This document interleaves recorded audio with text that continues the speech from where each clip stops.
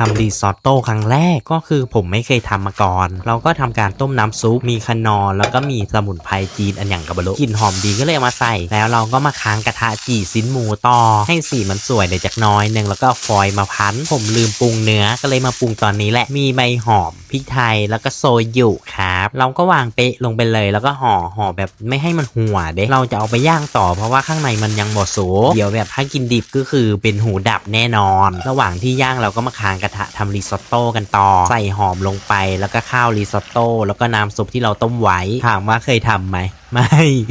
ก็คือครั้งแรกผมไม่รู้ว่าเขาใส่วัตถุดิบอะไรบ้างแล้วก็ช่างมันใส่ชีสแล้วมันก็เป็นตะกินอยู่ในละใส่ในจานแล้วซิมเบิ่งมันนัวได้แซ่บอยู่นะพอเปิดดูเนื้อที่เราพันฟอยล์ซิ้นมันก็งามอยู่เดมันโซจึ้งอยู่เดสูผมก็ได้ทำการฟาดใส่ข้างฝาแล้วมันก็มาเป็นตอนๆอย่างเงี้ยแล้วก็